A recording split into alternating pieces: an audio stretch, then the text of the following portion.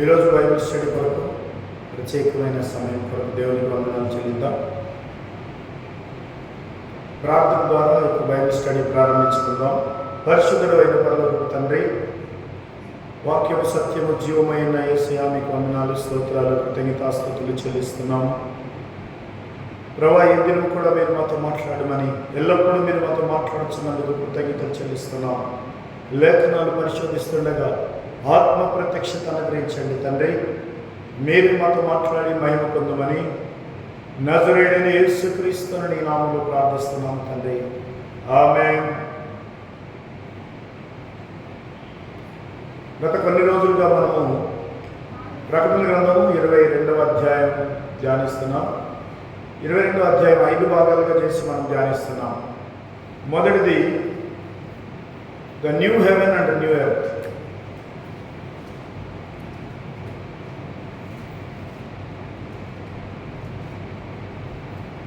ఈరోజు 22వ అధ్యాయం 16, 17 వచనాలు ధ్యానిస్తాం.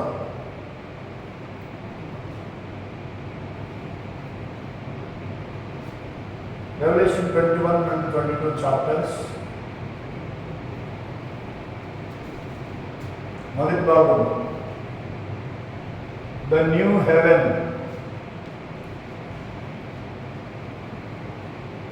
అండ్ కొత్త భూమి,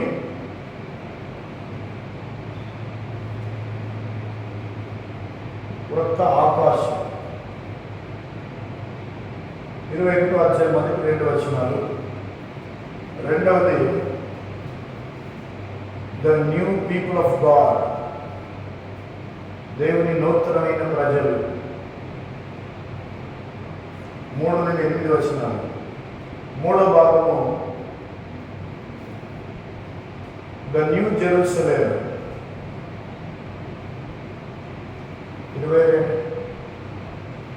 21వ అధ్యాయం 21, 9 నుండి 27 వరకు. ఈ 3 21వ అధ్యాయం. 4వ భాగము ద న్యూ ప్యారడైజ్, పరదైస్, నూతన పరదైస్. మొదటి 5 వచనాలు. 5వ భాగము ద ఫైనల్ మెసేజ్, చివరి వర్తమానము.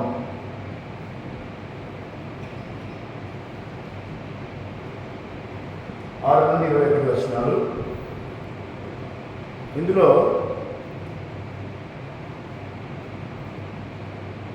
మొదటి భాగం నూతన ఆకాశము అంటే కొత్త భూమి, కొత్త ఆకాశం. రెండవది దేవుని నూతన ప్రజలు. మూడవది నూతన యెరూషలేము. నాలుగవది నూతన పరదైసు. 5వది చివరి వర్తమానం, ద ఫైనల్ మెసేజ్. బైబిల్ గ్రంథాన్ని మనం చూస్తున్నప్పుడు ఆదికాండం నుంచి ప్రకటన గ్రంథం వరకు దేవుడు ఒక వర్తమానం మొదలుపెట్టిన తర్వాత చివరి వర్తమానం ఎప్పుడు ఇస్తాడో అనేది మనం చూస్తాం. The last and final message, చివరి వర్తమానము. దేవుడు మానవ జాతికి ఇచ్చే చివరి వర్తమానం ఏంటి? ఆయన రాకడ, the coming of the lord, దేవుని రాకడ. చివరి వర్తమానం అంటే లాస్ట్కు దేవుడు చెప్పదలుచుకున్నది. చివరిగా దేవుడు మనకు ఏం చెప్పదలుచుకున్నాడు? ఆయన మొదటి రాకడ అయిపోయింది, రెండవ రాకడ వస్తుంది. ఇదిగో నేను త్వరగా వస్తున్నానని చాలాసార్లు చెప్పాడు. ప్రతిసారి 22వ అధ్యాయంలో అయితే అనేక సార్లు ఆయన నేను త్వరగా వస్తున్నాను అని చెప్పాడు. కాబట్టి coming of the Lord is the last message. ప్రభు యొక్క రాకడే చివరి వర్తమానం మానవ జాతికి, మన సంఘం అనే కాదు, ఈ ప్రపంచం అంతటికి దేవుని యొక్క చివరి వర్తమానం, లాస్ట్ మెసేజ్ ఏంటి అని అంటే ప్రభు యొక్క రాకడ. ఏది ప్రాముఖ్యమైందో అది చివరిలో చెప్తారు. ప్రభు అయిన యేసుక్రీస్తు యొక్క చివరి మాటలు కూడా ఆయన తన సంఘంతో చెప్పి నేను మళ్ళీ తిరిగి వస్తాను అని చెప్పాడు. ద లాస్ట్ వర్డ్స్, చివరి మాటలు చాలా ప్రాముఖ్యమైనవి. అది కూడా చివరి వర్తమానం చాలా ప్రాముఖ్యమైనది. లాస్ట్ మెసేజ్ ప్రభు వస్తున్నాడు అని ఎదురు చూసేదే సంఘం యొక్క పని. ఎదురు చూడడమే కాదు, సిద్ధపడడం. ఎదురు చూడాలి, సిద్ధపడాలి. Wait and see. ఎదురు చూస్తూ సిద్ధపడుతూ ఉండడమే మరి దేవుని యొక్క ఉద్దేశమైనది. గ్రౌండ్ అని లైట్స్. అయితే ఇక్కడ 22వ అధ్యాయం 16-17 వచనాలు చూద్దాం. సంఘముల కోసము ఈ సంగతులను గురించి మీకు సాక్ష్యం ఇచ్చుటకును యేసు అను నేను నా దూతను పంపి ఉన్నాను. నేను దావీదు వేరు చిగురును సంతానమును ప్రకాశమానమైన వేకువ చుక్కనై ఉన్నాను. ఆత్మయు పెళ్లి కుమార్తెయు రమ్ము అని చెప్పుచున్నారు. వినువాడును రమ్ము అని చెప్పవలను. దప్పికొనిన వారిని రానిమ్ము. ఇచ్చయించు వారిని జీవజలులను ఉచితముగా పుచ్చుకొననిమ్ము. 16వ వచనంలో మొదలు 16వ వచనం ధ్యానిస్తాం మనం. ఫస్ట్ ఆఫ్ ఆల్, సంఘముల కోసం ఈ సంగతుల గురించి మీకు సాక్ష్యం ఇచ్చుటకు యేసు అను నేను నా దూతను పంపి ఉన్నాను. యేసు అను నేను నా దూతను పంపి ఉన్నాను.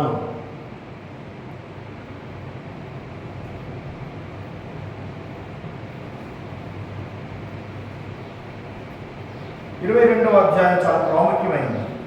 21, 22 అధ్యాయాలు నూతన యెరూషలేము అనే పరిశుద్ధ పట్టణంలో అక్కడి ఆ పట్టణం గురించినటువంటి ప్రతి డేటా అందులో మనకు కనబడుతుంది. అయితే ఇక్కడ 22:16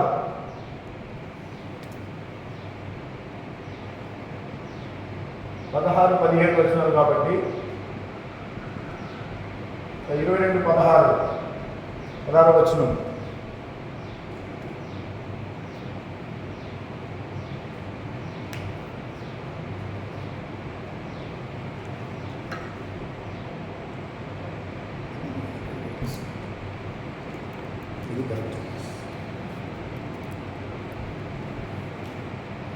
చూడండి, ఇక్కడ సంఘముల కోసం I, Jesus, have sent mine angel to testify unto you these things in the churches, and the root and the offspring of David, and the bright and morning star.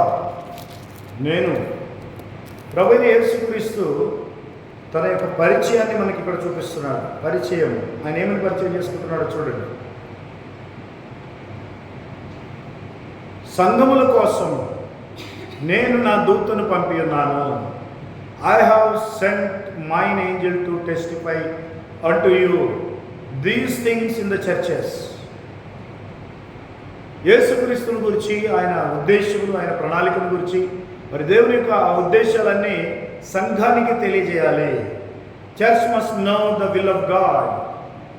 దేవుని సంఘము దేవుని రాకడను గురించి, దేవుని చిత్తాన్ని గురించి తెలుసుకోవాలి.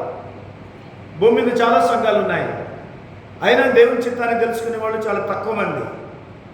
వాళ్ళ అవసరాల కొరకు దేవుని చిత్తం అడుగుతారు, కానీ దేవుని రాకడ విషయంలో దేవుని చిత్తం కానీ, అలాగే దేవుడు చేస్తున్న కార్యాల విషయంలో ఆయన చిత్తాన్ని తెలుసుకునే వాళ్ళు చాలా తక్కువ మంది. వెరీ ఫ్యూ, చాలా తక్కువ మంది ఉంటారు. మనకేదైనా అవసరం ఉంది అని అంటే తప్పకుండా ప్రభువా నాకు నీ చిత్తం బయలుపరచు, నీ చిత్తం బయలుపరచు అంటారు. మరి నీ రాకడ ఎప్పుడో బయలుపరచమని ఎక్కువ మంది అడగరు. ఎందుకంటే ముఖ్యంగా రాకడంటే చాలామందికి భయం. రాకడంటే భయం. ప్రభువైన యేసుక్రీస్తు రాకడంటే చాలామందికి భయం. మరి ఆయన రాకడ లేకపోతే మనకైతే భవిష్యత్తు లేదు. బైబిల్ చెప్పే చివరి వర్తమానం అనేది యేసుక్రీస్తు యొక్క రెండవ రాకడ, the coming of the lord. దాన్ని మనం ర్యాప్చర్ అంటున్నాం. ఇందులో ర్యాప్చర్ అంటే ఎత్తబడుట, దాన్ని ప్రభుపక్షంగా కమింగ్ ఆఫ్ ద లార్డ్, ప్రభు యొక్క రాకడ, యేసుక్రీస్తు ప్రభు యొక్క రాకడ.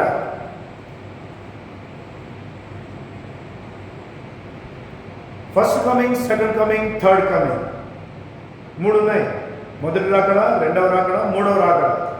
మొదటి రాకడ అయిపోయింది, రెండవ రాకడ కొరకు మనం ఎదురు చూస్తున్నాం. ఎందుకంటే ఆయన చెప్పాడు, ఏ విధంగా వెళ్ళిపోతాడో ఆ విధంగానే వస్తాడని. నేను మీకు స్థలం సిద్ధపరచు వెళ్తున్నాను, నేనున్న స్థలంలో మీరు ఉండాలి, మిమ్మల్ని నాతోనే శాశ్వతంగా నివాసం ఉంచడానికి నేను మీకు స్థలం సిద్ధపరచు వెళ్తున్నాను. స్థలం అంటే ఏదో చిన్న స్థలం అని, భూమి అని కాదు. It's the city of new Jerusalem, నూతన యెరూషలేం అనే ఒక పరిశుద్ధ పట్టణం దేవుడు మన కొరకు సిద్ధపరుస్తున్నాడు. ఆమేన్. అలాగే నేను త్వరగా వస్తున్నాను, 22:7, అలాగే 12, 20 వచనాలు చూడండి.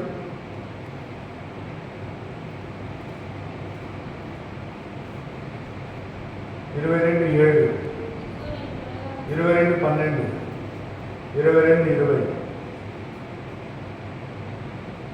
I come quickly. నేను త్వరగా వస్తున్నాను. ఇదిగో నేను త్వరగా వస్తున్నాను, నేను తొందరగా వస్తున్నాను. 2000 సంవత్సరాలు అయింది, ఇంతవరకు రాలేదు. ఇంకెప్పుడు వస్తాడు అని అంటే, ఆయన వచ్చే సమయం సంఘకాలాల్లో ముగింపు కూడా జరగాలి. అపొస్తలులు అనుకున్నారు వాళ్ళ కాలంలోనే వస్తాడని, ఆస్తులు భూములన్నీ అమ్మేసి సమస్తము దేవునికి వదిలేసి వాళ్ళు జీవించగలిగారు విశ్వాసం ద్వారా. మరి మన కాలానికి వచ్చేటప్పటికీ మనం అన్ని ఆస్తులు కూడబెట్టుకొని జీవిస్తున్నాం. అంటే ఇప్పుడున్న సంఘం కానీ, సొసైటీ కానీ, ప్రజలు కానీ మరి మంచిగా బాగా కూడబెట్టి జీవించాలి, ఎక్కువ కాలం జీవించాలి, లేదా చాలా అద్భుతంగా జీవించాలని ఆశపడుతున్నారు. ఒకవేళ అది కొంతవరకు ఉపయోగకరమే, కానీ అవసరానికి మించి కూడబెట్టడం అనేది ప్రయోజనకరం అయితే కాదు ఎవరికైనా. ఇక్కడ ప్రభువైన యేసుక్రీస్తు రాకడకు సంబంధించి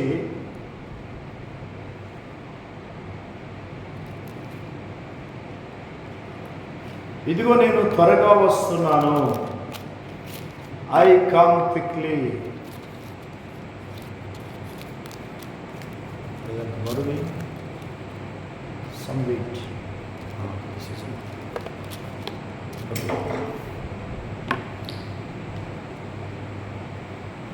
ఈ అధ్యాయంలో 22వ అధ్యాయంలో ముగింపులో మళ్ళీ చెప్పాడు, ఐ కమ్ క్విక్లీ. ముగింపులో మళ్ళీ రిపీటెడ్గా నేను వస్తున్నాను అంటే రానని అర్థం. చాలామంది అంత్యకాల వర్తమాన విశ్వాసులు మార్గం తప్పి తిరిగే నక్షత్రాలుగా మారి యేసుక్రీస్తు రాకడను వక్రీకరించేశారు. వాళ్ళకు వేరే భాష అర్థమైంది, వాళ్ళకు అర్థమైన భాష వేరు. ప్రతి మాటకు అపార్థం చేయడము, లేదా అపార్థం చేసుకోవడము, లేదా తప్పుడు అర్థాలు వాటికి జోడించడం. ర్యాప్చర్ అంటే ర్యాప్చర్ కాదు అని చెప్పడం, అలాగైతే మనిషి అంటే మనిషి కాదు అని చెప్పడమే. దేవుడు అంటే దేవుడు కాదు అని చెప్పడం, అంతే కదా. ఒక వస్తువు నువ్వు ఇది వస్తువు కాదు అంటే ఏమన్నట్టు అర్థం? దీని అర్థం వేరే ఉంది అంటారా? అర్థం ఒకటే ఉంటుంది కదా. భూమి అంటే భూమే. అలాగే మరి అర్థాలు మార్చినంత మాత్రాన దేవుడు రాకుండా ఆగిపోదు. ఎందుకంటే ఆయన వస్తానన్నాడు, వస్తాడు అంతే. సే ఆమేన్. ఎందుకంటే ఆయన మాట ఇచ్చి నెరవేర్చే దేవుడు, మాట తప్పేవాడు కాదు. ఒకవేళ మాట తప్పేవాడైతే మనిషి అవుతాడు, మాట తప్పని వాడైతే దేవుడు అవుతాడు. ఆమేన్. ఆయన వస్తానని చెప్పింది నిజం, వస్తాడు. కానీ ఆయన వచ్చినప్పుడు సిద్ధంగా ఉన్నావా అనేది ఇప్పుడు ప్రశ్న, అంతేనా? నువ్వు ఆయన వచ్చి తీసుకొని పోయేటప్పటికి రెడీగా ఉంటేనే కదా.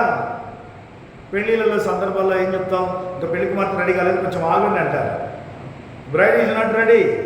కానీ బైబిల్ ఏం చెప్తుందో తెలుసా? Braid has made her self ready. వధువు తను తాను సిద్ధపరుచుకొని ఉన్నది. Revelation 19:7, braid is ready. వధువు ఎప్పుడు కూడా సిద్ధంగా ఉంటుంది. Braid is ready, braid made her self ready. వధువు తను తాను సిద్ధపరుచుకొని ఉన్నది అంటే ఆల్రెడీ సిద్ధపడి ఉన్నట్టే లెక్క. సో బ్రైడ్ ఈజ్ రెడీ, వధువు సిద్ధంగా ఉంది. మరి ఆ వధువు సిద్ధపడే విధానము, వర్తమానము, సత్యవాక్యము, సరైన జీవితం, ఇవన్నీ అందులో దానికి సంబంధించినవే. అయితే ఇక్కడ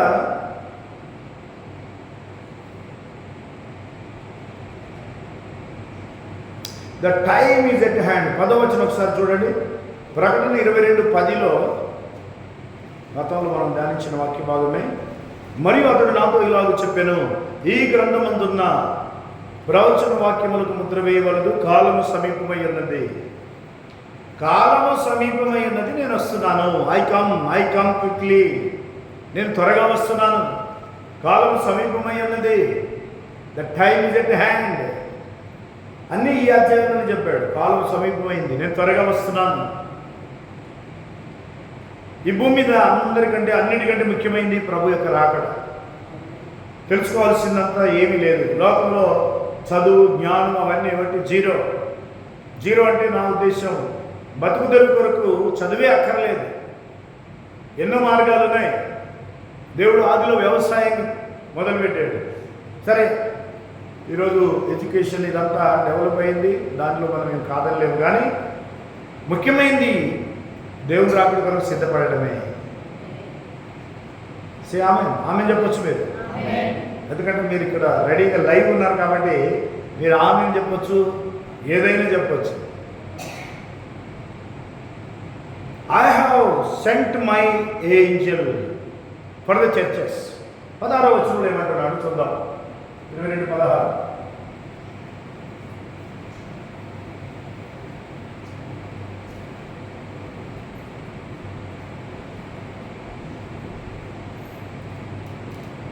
I have sent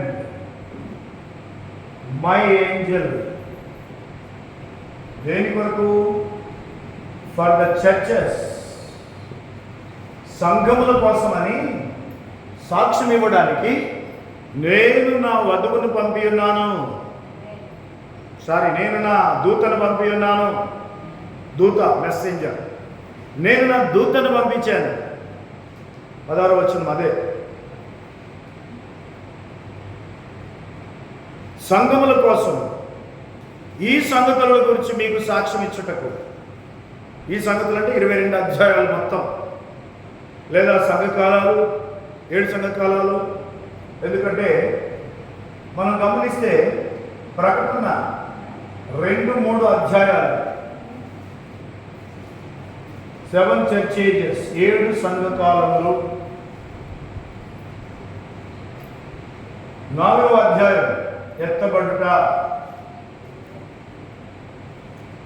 5వ అధ్యాయం బుక్ ఆఫ్ 7 సీల్స్, పరలోకం. 6 నుండి 19వ అధ్యాయం ట్రిబులేషన్, శ్రమకాలము. 20వ అధ్యాయం జడ్జిమెంట్, తీర్పు.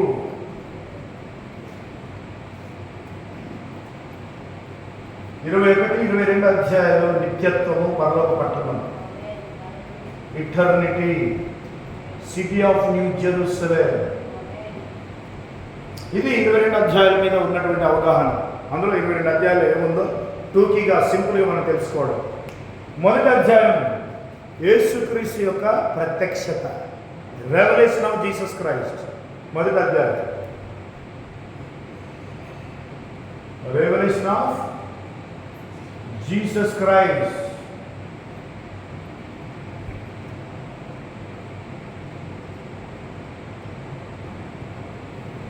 చూడండి, 22 అధ్యాయాలు, 22 చాప్టర్స్. ఈ సంగతులను సంఘానికి తెలపడానికి దేవునికి ఒక ఉద్దేశమైంది. ఎందుకంటే దేవుడు తన సంఘాన్ని సిద్ధపరుస్తున్నాడు. సాతాను లోకాన్ని సిద్ధం చేసుకుంటున్నాడు క్రీస్తు విరోధి కోసం. కానీ ప్రభువైన యేసుక్రీస్తు తన వధువును ఈ లోకంలో ఉంచడానికి కాదు, ఈ లోకం నుంచి వేరు చేయడానికి ఆయన సిద్ధం చేస్తున్నాడు. Bride is getting ready. Say amen. వధువు సిద్ధపడుతుంది, వధువు ఎత్తబడుతుంది. పెళ్లి కుమార్తె ఈ భూమి మీద కనబడకుండా వెళ్ళిపోతుంది. పెళ్లి కుమార్తె స్వరం ఇక వినబడదు. పెళ్లి కుమారుని స్వరం కూడా ఇక వినపడదు. పెళ్లి కుమార్తె స్వరం కానీ పెళ్లి కుమారుని స్వరం కానీ ఇక వినపడదు. అక్కడ ఫ్యాన్ అయింది. అయితే ఇక్కడ ఒక్కసారి వదిలిపెట్టబడితే పెళ్లి కుమారుని స్వరం కానీ పెళ్లి కుమార్తె స్వరం కానీ ఇద్దరిది వినపడదు. రెండు స్వరాలు వినపడవు. మిగిలిన వాళ్ళందరికీ వినపడుతుంది. క్రీస్తు విరోధి స్వరం వినపడుతుంది. క్రీస్తు విరోధిని వెంబడించే వాళ్ళ స్వరాలు ఇంకా గట్టిగా వినపడతాయి. ఎందుకంటే వాళ్ళు కేకలు వేస్తారు కాబట్టి. పెళ్లి కుమార్తె స్వరం పెళ్లి కుమారుడి స్వరం ఇక వినబడదు. అయితే పెళ్లి కుమార్తె గలవాడు పెళ్లి కుమారుడు. యోహాను 3:27 ప్రకారం పెళ్లి కుమార్తె గలవారు ప్రభువైన యేసుక్రీస్తు. పెళ్లి కుమార్తె గలవాడు ఆయన. పెళ్లి కుమార్తె ఆయన సంఘమే, శరీరం, ఆయన శరీరం. ఆయన శరీరం ఆరోగ్యంగా ఉండాలని చూస్తాడా లేదా? కదా. రోగాలు, నొప్పులు, బాధలు, దయ్యాలు, భూతాలతో ఉండాలని చూస్తాడా? చూడడు. కానీ ఆయన శరీరం అయినటువంటి వధువు చాలా ఆరోగ్యంగా, ఆశీర్వాదకరంగా, నెమ్మదిగా సంతోషాలతో ఉండాలని ఆయన చూస్తాడు. కానీ మరి వాళ్ళు ఆయన దగ్గరికి రావాలి కదా. అవునా? ఇప్పుడు ఆయన పొందిన దెబ్బల చేత మనం స్వస్థత పొంది ఉన్నాము అని బైబిల్ చెబుతుంది. ఆమెను కూడా అనొచ్చు మీరు. మీకు ఏమి ఇబ్బంది కలగదు, ఎనర్జీ వేస్టింగ్ కాదు. ఓకే, మీ ఎనర్జీ అంటే ఫుల్ అయిపోద్ది, మంచి ఇంకా శక్తి వచ్చేస్తుంది. పెళ్లి కుమార్తె ఆరోగ్యంగా ఉండాలి. ఆయన పొందిన దెబ్బల చేత మనం స్వస్థత పొందామన్నాడు. ఆల్రెడీ పొంది ఉన్నామని బైబిల్ చెప్తుంది. ఎవరిని నమ్మిన వారిని, ఆయనను వెంబడించేవారు ఆ స్వస్థతను ఎవరైతే నమ్ముతారో వాళ్ళు ఆల్రెడీ స్వస్థత పొంది ఉన్నారు. నమ్మినారు కాబట్టి, నమ్మారు కనుక. ఇంకొక మాట, మనం భోజనం వండి పెడతాం. తింటేనే అది మనది, తినకపోతే అది మనది కాదు. అవునా? మధ్యలో కుక్క తినిపోవచ్చు, పిల్లి తినొచ్చు, లేదా పక్కోళ్ళు చుట్టాలు వచ్చి వాళ్ళు తినవచ్చు. మనం తింటేనే అది మనది. అంటే మనం తిన్నప్పుడే అది మనకు ఎనర్జీ, ఆహారం, ఆశీర్వాదం, ఆరోగ్యం అన్నీ వస్తాయి. అలాగే ప్రభువును మనం నమ్మితేనే మనకు బలము, స్వస్థత, రక్షణ అన్ని పరలోకం కానీ ఈ భూమి మీద కానీ అటు పరలోకమందు కానీ ఏ మేలు కొదవే అయి ఉండదు. ఏది ఎంత మాత్రంలో మీకు హాని చేయదు. ఆమేన్. ఏ తెగులు మీ గుడారమును సమీపించదు. అన్నీ బాగుంటేనే నేను వస్తానంటారు కొంతమంది. బాగైన తర్వాత ఒకవేళ బాగైతే మాత్రం నేను నమ్ముకుంటా. బాగైతే నువ్వేది నమ్మేది అందరూ నమ్ముతారు. బాగైన తర్వాత నమ్మేది ఎందుకు? నమ్మితేనే బాగైతామని బైబిల్ చెప్తుంది. బాగైతేనే నమ్ముతానని నువ్వు అంటావు. నీ స్వరం నడవదు, ఇక్కడ దేవుని స్వరమే నడుస్తుంది. అయితే ఇక్కడ నేను నా దూతను పంపి ఉన్నాను. I have cent my Angel. నేను నా దూతను సంఘముల కోసం పంపించాను. ఈ సంఘాలకు సాక్ష్యం ఇవ్వడానికి. ఏమని?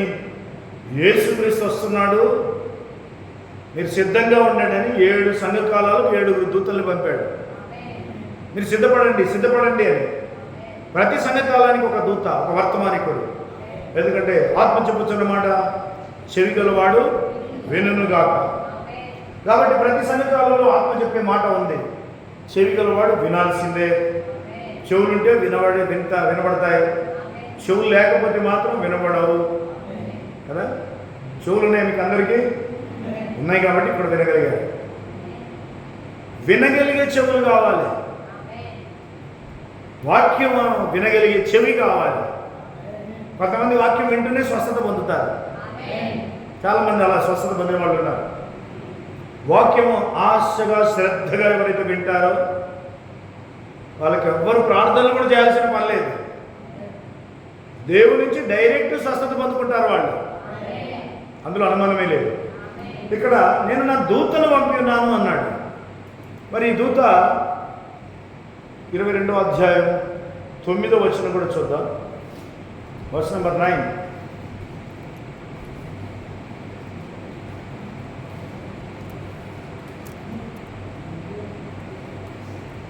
అతడు, వద్దు సుమి, నేను నీతోను ప్రవక్తలైన నీ సహోదరులతోనూ ఈ గ్రంథమందున వాక్యములను గైకొని వారితోనూ సహదాసులను దేవునికి నమస్కారం చేయమని చెప్పాను. యోహాను తనకు ప్రకటన గ్రంథాన్ని బయలుపరుస్తున్న దూతకు సాగిలపడ్డాడు. ప్రకటన గ్రంథాన్ని రాసినటువంటి యోహాను యేసుప్రభు శిష్యులలో ఒకడు. ఆయన ఎప్పుడైతే సాగిలపడ్డాడో ఆ దూత అంటున్నాడు, వద్దు సుమి, నేను నీతోనూ ప్రవక్తలైన నీ సహోదరులతోనూ ఈ గ్రంథమందున్న వాక్యములను గైకొని వారితోనూ సహదాసుడను దేవునికే నమస్కారం చేయమన్నాడు.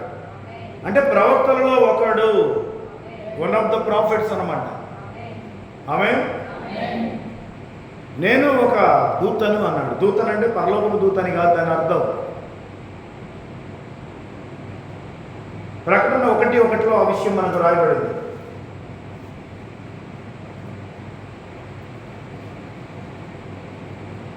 ఒకటి ఒకటిలో కూడా యేసుక్రీస్తు నా దూతను నేను పంపి ఉన్నాను. దేవుడు తన దూతను పంపించినట్టుగా మనం లేఖనాలు చూడవచ్చు. అయితే ఇక్కడ నేను నా దూతను పంపి ఉన్నాను, I have cent my Angel. నేను నా దూతను పంపిస్తున్నానంటే దేవుడు సంఘముల కోసం తన దూతను పంపుతున్నాడు. ఆ దూత వాక్యమంతటిని సాక్ష్యం ఇస్తాడు. వాక్యాలు దేవదూతలు ఎవరు వచ్చి ఈ వాక్యం బోధించారు. దేవదూతలు ఎవరు కూడా వాక్యం బోధించే వాళ్ళు లేరు. దేవదూతలు ఎంతవరకు వర్తమానం సమాచారం ఇస్తారే కానీ ఇక్కడ ఈ దూత, యోహానుకు ప్రకటన గ్రంథం బయలుపరుస్తున్నటువంటి దూత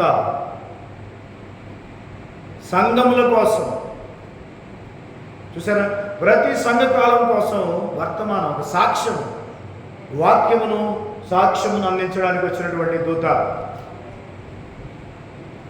సంఘముల కోసము అన్నాడు. ఎన్ని సంఘాలు ఎప్పటి నుంచి ఎప్పటి వరకు ఉన్నాయి చెప్పండి? 2000 సంవత్సరాల నుంచి సంఘం ఉన్నదా లేదా? సంఘం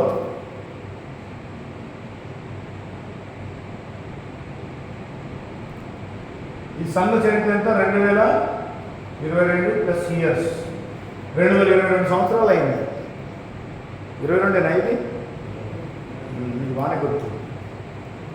2022 సంవత్సరం, 2000 సంవత్సరాలు దాటిపోయింది. దేవుడు తన సంఘాన్ని స్థాపించి, అయితే 2000 సంవత్సరాల కొరకు దూతను పంపాడు. అంతే కదా? 2000 సంవత్సరాల కొరకు దూతను పంపాడు. సంఘముల కోసం ఈ దూత పంపబడింది. ఆ దూత ప్రతి సంఘకాలంలో ఉన్న ఒక్కొక్క దూతకు వర్తమానం ఇస్తూ వస్తున్నాడు. 7 సంఘకాలాలకు 7 దూతలు. ఎఫెసు సంఘకాలానికి దూతగా వచ్చిన ఆ దూత ఒక మెసేజ్ పంపించాడు. అలాగే స్మరణ, పెర్గమ, థువతైరా, సార్డిస్, ఫిలడెల్ఫియా, లవోదికయ, అన్ని సంఘాలకు మెసేజ్ ఉంది. ప్రతి సంఘకాలానికి ఒక వర్తమానం ఉంది. ఆ దూత ద్వారా పంపబడిన వర్తమానం.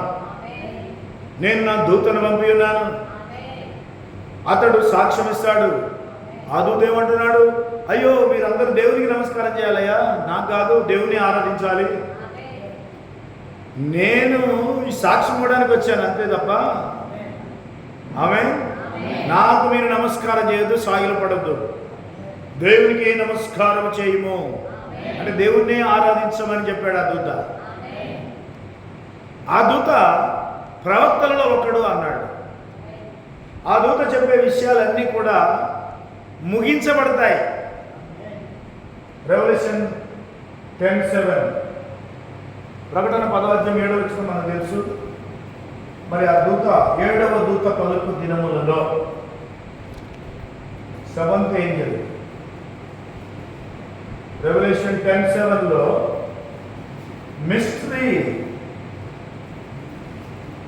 mysteries of God finished. దేవుని యొక్క మర్మాలన్నీ ముగించబడతాయని చెప్పబడింది. ఎవరు?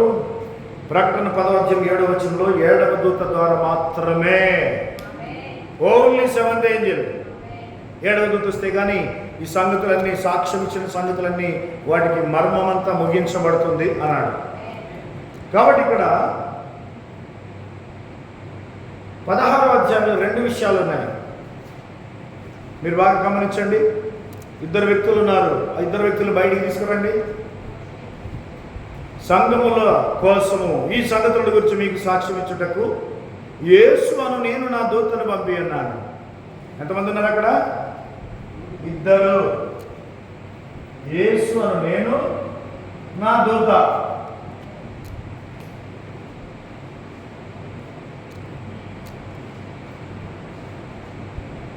Jesus and Angel.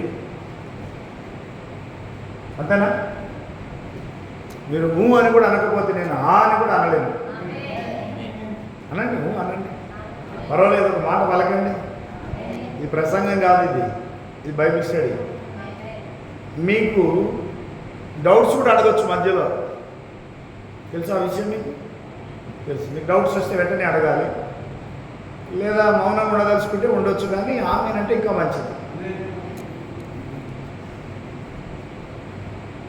దేవుడు తన దూతను పంపి, ఆ దూత ఎవరై ఉండాలి? ప్రవక్తలలో ఒకడట. వన్ ఆఫ్ ద ప్రాఫిట్స్, ప్రవక్తలలో ఒకడు. అంతేకాదు, ఇంకొక రుజువు కూడా ఉంది. ఆ ప్రవక్త ఎవరో? ప్రవక్తలలో ఒకడు, వన్ ఆఫ్ ద ప్రాఫిట్స్. అలాగే 22:9, దేవుడు తన దాసులకు ప్రవక్తలకు తెలిపిన సువార్త ప్రకారము. 22:9, 10వ అధ్యాయం 7వ వచనం. ఈ 2 కలిపితే దేవుడు తన దాసులకు ప్రవక్తలకు తెలిపిన సువార్త ప్రకారము. దేవుని మర్మం సమాప్తం అవుతుంది. 7వ దూత పలుకు దినములలో. చూసారా? అంటే 7వ దూత ఎవరు చెప్పండి? ఇప్పుడు 7వ దూత ఎవరై ఉండాలా? 7th angel is the prophet. ప్రవక్తలకు తన దాసులకు తెలిపిన సువార్త ప్రకారం దేవుని మరణం సమాప్తం అవుతుంది. మరి ఆ 7వ దూత పలుకు దినములలో అన్నాడు. అంటే 7వ దూత ప్రవక్త అయి ఉంటేనే అది సాధ్యపడుతుంది కదా. మరి 7వ దూత పరిచర్య మీకు తెలుసు. ప్రపంచవ్యాప్తంగా రోగులను స్వస్థపరిచి, దయ్యాలను వెళ్ళగొట్టి, చనిపోయిన వారిని లేపి, వాక్య మర్మాలు బయలుపరిచి, హృదయ రహస్యాలు బయలుపరిచి, 4 గోడల మధ్య జరిగిన పరిచర్య కాదు, ప్రపంచం నలుమూలలో జరిగిన పరిచర్య. Throughout the world. లోకమంతా గుడ్డిది కాదు, లోకం ఎడ్డిది కాదు. ఈ లోకమంతా ఆయన శక్తి, ఆయన ద్వారా చేయబడిన పరిచర్య అనుభవించిన వాళ్ళే. ఒకప్పుడు ఆయన పరిచర్య ప్రపంచవ్యాప్తంగా ఇప్పటికీ సత్యవాక్యం వెలుగులో ఇవన్నీ మనకు తెలుసు. అయితే ఇక్కడ ప్రభువైన యేసుక్రీస్తు అంటున్నాడు. ఆయన ఏమన్నాడు? 16వ వచనంలో, యేసు అను నేను నా దూతను పంపి ఉన్నాను. నేను దావీదు వేరు చిగురును, సంతానమును, ప్రకాశమానమైన వేకువ చుక్కైనై ఉన్నాను. యేసు అను నేను. చూసారా? ప్రభువు తను తాను పరిచయం చేసుకుంటున్నాడు. ఇవన్నీ మీకు చూపిస్తున్నది, చెప్తున్నది నేనే. యేసు అను నేనే ఇవన్నీ చేస్తున్నాను, వేరే వాళ్ళు ఎవరు కాదు, ఇంకెవరు లేరు, ప్రపంచంలో ఎవరు లేరు అని దాని అర్థం. యేసు అను నేను. ఏమన్నాడు? Root and offspring of David. వేరు మరియు చిగురు. నేను ఎవరనుకుంటున్నారు? దావీదు యొక్క వేరును, దావీదు యొక్క చిగురును. ఇదేంటి? దావీదుకు వేరు చిగురు కూడా ఉందా? ఉన్నది. ఒక చెట్టుకు వేరు ఉంటుంది, చిగురు కూడా ఉంటుంది. అవునా? ఇప్పుడు ఒక చెట్టును చూసుకుందాం. ఇది మేఘం అనుకునేది చెట్టు. ఇది ఒక చెట్టు, దీనికి వేరులు ఉంటాయి, ఇక్కడ చిగురులు కూడా ఉంటాయి. వేరు చిగురు నేనే అంటే దాని అర్థం ఏంటో తెలుసా? ఇప్పుడు చెప్తా. ఇక్కడ చూడండి, ఇక్కడ జీసస్ ఉన్నాడు, ఇక్కడ దావీదు ఉన్నాడు. దావీదు 1000 years యేసుప్రభు కంటే ముందు 1000 సంవత్సరాలు బీసీ, 1000 సంవత్సరాల ముందు. దావీదు తర్వాత కూడా ఉండేవాడు. ఇప్పుడు 2000 వేద్దాం, ఏడి అంటే 2000 కంటే ఎక్కువనే. దావీదు కంటే ముందున్నవాడను, దావీదు తర్వాత ఉండువాడను. దాని అర్థం అది. దావీదు ఎప్పుడు 1000 సంవత్సరాలు, యేసుప్రభు కంటే ముందు 1000 సంవత్సరాల ముందు పుట్టాడు. కానీ ఇక్కడ దావీదు యొక్క వేరు చిగురు అన్నాడు. దావీదు యొక్క వేరు నేనే, చిగురు నేనే. అంటే దావీదు కంటే ముందున్నవాడను, దావీదు తర్వాత కూడా ఉండువాడను నేనే. ప్రభువైన యేసుక్రీస్తు తను తాను పరిచయం చేసుకునే విధానం చూస్తే మీరు ఎవరనుకుంటున్నారు నన్ను? అసలు ఈ ప్రపంచానికి యేసుక్రీస్తు అర్థమయ్యాడా? కాలేదు. ప్రపంచంలో అన్ని గ్రంథాల కంటే ముందు మొదట పుట్టిన గ్రంథం బైబిల్ గ్రంథం, తర్వాత మిగిలిన గ్రంథాలన్నీ. ఏ మత గ్రంథమైనా, any book of the world. మానవుని పుట్టుక, ముగింపు, ఈ సృష్టి ఆరంభం, సృష్టి ముగింపు, ఈ ప్రపంచ క్రమం అంతా బోధించేసి సమస్తాన్ని బయలుపరిచింది ఒక బైబిల్ మాత్రమే. ఓన్లీ బైబిల్, బైబిల్ గ్రంథం మాత్రమే. ఆమేన్. ఏ మత గ్రంథాలకు చారిత్రక ఆధారాలు లేవు. వాటి కొరకు ఇప్పటికీ కొట్టుకుంటున్నారు, తవ్వకాల్లో వెళ్తూనే ఉన్నారు, ఆయన దొరుకుతాయేమని. ఎక్కడ కూడా సరైన ఆధారాలు దొరకలేదు. అదే బైబిల్కు ప్రతి ఆధారం, ఎక్కడ చదివినా బైబిల్ ఆధారాలు బయటికి వస్తున్నాయి. తవ్వకాల్లో ఆర్కియాలజీ డిపార్ట్మెంట్ రుజువు చేసిన బైబిల్. ఆమేన్. అయితే ఇక్కడ నేను దావీదు కంటే ముందున్నవాడను, దావీదు తర్వాత ఉండేవాడను నేనే. దావీదు వేరు, చిగురు. మరి ఇప్పుడు దావీదు ఎవరై ఉన్నారు? రాజు అయి ఉన్నాడు. తెలుసా మీకు దావీదు ఎవరు? తెలుసు కదా, మీ అందరికీ తెలుసు. Who is David? King David అంటారు, అవునా? ప్రశ్న అడిగితే నీకు జవాబు రావాలి. దావీదు ఎవరు అంటే నాకేం తెలుసు అంటే నేనేం చెప్తాను దానికి? మీకు తెలుసు కదా దావీదు ఎవరు. దావీదు అంటే ఇక్కడ ఎక్కడ కనబడే ఈ దావీదు కాదు, కింగ్ డేవిడ్. దావీదు రాజు, ఆయన ఒక రాజు. రాజు అంటే దావీదు కంటే ముందున్నవాడు నేనే, అంటే దావీదు కన్నా ముందున్న రాజును నేనే. దావీదు తర్వాత కూడా ఉండబోయే రాజును నేనే. ఆమేన్. దావీదు వేరు, చిగురు నేనే. మీకు ఈ విషయాలన్నీ ప్రకటన గ్రంథంలోనే చాలా తేటగా బయలుపరచబడతాయి. దేవుని యొక్క మర్మం. పాత నిబంధన, కొత్త నిబంధన చూసినప్పుడు పాత నిబంధనలో ఉన్న దేవుడే కొత్త నిబంధనలో ఉన్నాడు. కొత్త నిబంధనలో అది కూడా మత్తయి, మార్కు, లూకా, యోహాను 4 సువార్తల్లో బయలుపరచబడిన విషయాలు, మనిషి కుమారుడు, దేవుని కుమారుడు, దావీదు కుమారుడు, అలా 3 విషయాలు బయలుపరచబడ్డాయి. కుమారత్వం గురించి బయలుపరచబడింది. అంటే 3 సువార్తలు యేసుక్రీస్తు మానవ ప్రత్యక్షతను పూర్తిగా బయలుపరుస్తున్నాయి. అదే అపొస్తల కార్యాలు యేసుక్రీస్తు యొక్క ఆత్మ అనగా పరిశుద్ధాత్మ యొక్క ప్రత్యక్షత. యేసుక్రీస్తే దేవుడు అని ఈ 4 సువార్తల గురించి మనకు తెలియజేస్తున్నాయి. అపొస్తల కార్యములు 4 దిక్కుల్లో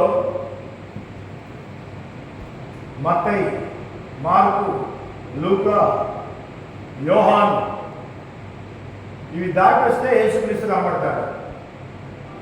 ప్రపంచ క్రైస్తవులందరికీ యేసుక్రీస్తు మత్తయి సువార్త దగ్గర ఆగిపోయారు.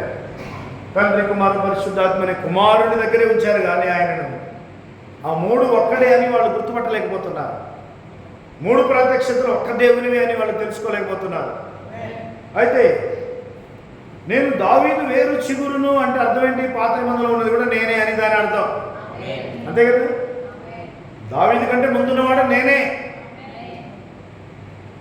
ఈ విషయాన్ని ప్రకటన గ్రంథంలో బయలుపరిచారు. అంతకుముందు ఇలాంటి విషయాలు లేవు. ఎందుకంటే ఆయన శరీరంలో ఉన్నప్పుడు, కుమారత్వంలో మానవుడిగా ఉన్నప్పుడు ఆయన మానవుడిగానే బయలుపరచుకున్నాడు. మనుష్య కుమారుడు అంటే ప్రవక్తగా బయలుపరిచాడు. సంఘకాలాల్లో దేవుని కుమారుడుగా, సంఘకాలాల్లో ఆయన దేవుని కుమారుడుగా చూసారా. ఇక ప్రకటన గ్రంథానికి వచ్చేటప్పటికి పూర్తిగా ఆయన దేవుడుగా బయలుపరుచుకున్నాడు. దేవుని యొక్క మర్మమై ఉన్న క్రీస్తు. కొలస్సీ 2:2లో దేవుని మర్మమైన క్రీస్తును మీరు స్పష్టంగా తెలుసుకున్న వారు ఉండవలెను. అయితే ఇక్కడ ప్రకటన 22:16లో మనం చూస్తున్నాము, యేసుక్రీస్తు అంటున్నాడు, నేను దావీదు యొక్క వేరు చిగురై ఉన్నాను. దావీదు కంటే ముందున్నవాడను, దావీదు తర్వాత ఉండబోయేవాడను, దావీదు కన్నా ముందున్న రాజును, దావీదు తర్వాత ఉండబోయే రాజును నేనే. సరే, ప్రభువైన యేసుక్రీస్తు రాజులకు రాజు, ప్రభువులకు ప్రభు, దేవతలకు దేవుడు. లోకంలో చాలామంది దేవతలు ఉన్నాయి. అందరికీ అన్నిటికీ ఉన్నతమైన స్థానంలో ఈ సృష్టిని సృష్టించిన వాడు ఆయన. అందుకే ఆయన పేరు మీద ఈ రోజుకు స్వస్థతలు, అద్భుతాలు, సూచక్రియలు వద్దన్నా జరుగుతాయి. దాన్ని ఆపేది ఎవరు లేరు, ఎందుకంటే ఆయన దేవుడు కాబట్టి. సూర్యరశ్మిని ఆపడానికి ఎవరైనా ప్రయత్నం చేస్తారా? అరచేయి పెట్టో ఏదైనా టెంట్ వేసో ఆపలేం కదా. ఆ ఏరియా వరకు కొద్దిగా ఆపుతావేమో, మరి పూర్తిగా ఆపడం ఎవరి తరం కాదు. సూర్యుని ఆపలేని మానవుడు దేవుని స్వార్థను ఏమి ఆపుతాడు? ఎందుకు ఆపుతాడు? ఎక్కడ ఆపుతాడు? ఎవరి తరం కాదు. సువార్తను ఎంత ఆపడానికి ప్రయత్నం చేస్తే అంత ఎక్కువగా ప్రభావంతో బయటికి వస్తుంది. అది ప్రపంచం నేర్పిన సత్యం. ప్రపంచ దేశాల్లో ఎక్కడెక్కడైతే క్రైస్తవుల మీద హింసలు, దాడులు జరిగాయో అక్కడ క్రైస్తవ్యం విస్తారంగా విస్తరించింది. నువ్వు ఆపుతున్న కొద్దీ అది డెవలప్ అవుతుంది. దాన్ని ఎవరు ఆపలేదు. ఏ మతం ఆపలేదు, ఏ రాజ్యం ఆపలేదు, ఏ ప్రభుత్వం ఆపలేదు. ఎవరు ఆపడానికి ప్రయత్నం చేసినా అది డెవలప్ అయింది, మల్టిప్లై అయింది, డబల్ అయిపోద్ది. దేవుని క్రమమే అలా ఉంటుంది, వాక్య క్రమమే అంత. దేవుడు మరి ఆయన దేవుడు కాబట్టి ఆయన ఎవరు ఆపలేరు.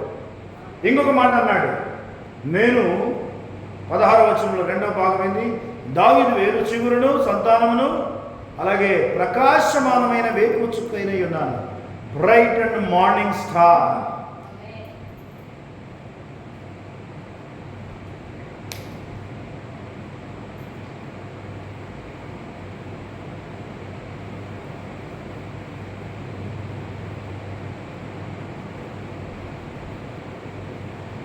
Bright and morning star.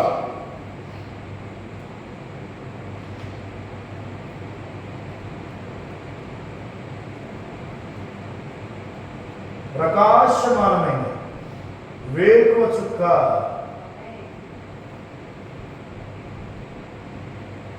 Star అంటే ఏంది? స్టార్ ఎవరు? 7 స్టార్స్ అంటే మెసెంజర్, ఒక వర్తమానికుడు అని అర్థం. లోకానికి వెలుగునిచ్చేవాడు. ఇప్పుడు ఉదయకాలం ఒక తెల్లవారుజామున ఒక వేకువ చుక్క అంటారు దాన్ని. మీకు తెలుసు కదా, వేకువ చుక్క ఉదయం మీరు లేస్తే కదా వేకువ చుక్క కనబడేది. 10 గంటల దాకా పడుకునే వాళ్ళకి ఏ చుక్క కనబడదు కదా. వేకువ చుక్క కనబడాలంటే పొద్దున్నే లేవాలా. సూర్యుడు రాకముందు వేకువ చుక్క కనబడుతుంది. పూర్వకాలంలో అంటే పెద్దవాళ్ళు మరి చాలామందికి గడియారాలు లేవు. మన దేశంలో అయితే మరి నిరుపేద దేశం కాబట్టి ఒకప్పుడు, ఇప్పుడు బాగానే ఉన్నారు, అందరి దగ్గర గడియారాలు ఉన్నాయి, టైం పీసెస్ అందరి దగ్గర ఉన్నాయి. సూర్యుడు అంటే వేకువ చుక్కలు చూసే లేచే అంత అవసరం లేదు. ఇప్పుడు అలారం పెట్టుకుంటే అదే లేపుతుంది. కాకపోతే 4 సార్లు దాన్ని నొక్కి మళ్ళీ పడుకుంటాం, అది వేరు సంగతి. అలారాన్ని మూసేసి మళ్ళీ పడుకుంటాం. వేకువ చుక్క వెలుగు కదా, చీకటిని పారద్రోలే వెలుగు. బ్రైట్ అండ్ మార్నింగ్ స్టార్, ప్రకాశమానమైన వేకువ చుక్క నేను అన్నాడు. చూడండి, స్టార్ 7 స్టార్స్లో ఒక స్టార్గా ప్రభు అయిన యేసుక్రీస్తు తను తాను పరిచయం చేసుకుంటున్నాడు. I'm also one of the stars, నక్షత్రాలలో ఒక నక్షత్రము అన్నాడు. 7 సంగీతాల దూతల్లో 7 నక్షత్రాలు ఉన్నాయి, 7 ఏంజల్స్ ప్లస్ 1 ఏంజల్. యేసుక్రీస్తు కూడా తను తాను ఒక నక్షత్రంగా పరిచయం చేసుకుంటున్నాడు. ఇది 2 పేతురు 1:19. ఒక మాట చూద్దాం, 2 పేతురు 1:19 లేఖనాలు చూస్తే కానీ మనకు అర్థం కాదు.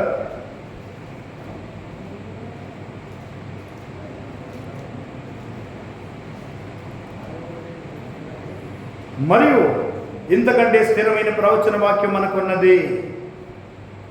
తెల్లవారి వేకువ చుక్క మీ హృదయములలో ఉదయించు వరకు ఆ వాక్యము చీకటి గల చోటున వెలిగించు దీపమై ఉన్నది. ఆ దాని యందు మీరు లక్ష్యం ఉంచిన యెడల మీకు మేలు. వాక్యమే ఆ వేకువ చుక్క. వేకువ చుక్క అంటే ప్రత్యక్షత గల వాక్యమే. తెల్లవారు వేకువ చుక్క చీకటిలో వెలుగును ప్రకాశింపజేయగలిగేది. సంఘాలన్నీ చీకటిలో ఉన్నాయి, కానీ దేవుడు యేసుక్రీస్తు వెలుగై ఉన్నాడు. ఆయన 7 దూతలు వెలుగై ఉన్నాడు. సో 7 దూతలు కూడా వెలుగును ప్రకాశింపజేస్తారు. ఆ వాక్యము అన్నాడు, వేకువ చుక్క అని చెప్పి ఆ వాక్యము. ఈ వాక్యం అంటే ఇక్కడ యేసుక్రీస్తు అన్నమాట. ఎవరైనా వాక్యమై ఉన్నాడు. వర్డ్ ఆఫ్ గాడ్, దేవుని వాక్యము అనగా యేసుక్రీస్తు ఎవరట? వాక్యమై ఉన్నాడు. ఆమేన్. యేసుక్రీస్తు వాక్యమై ఉన్నాడు. ఈ పవర్ ఎక్కడ పెట్టారు మీరు? మీకు తెలియకుండా పెట్టారు. ఇక్కడ రండి, ఒక్క నిమిషం రండి. ఆ పవర్ ఇక్కడ ఇన్వర్టర్ పెట్టేసి, ఇన్వర్టర్ పెట్టు. సపరేట్ తీసుకోవాలి, సపరేట్ తీసుకోవాలి.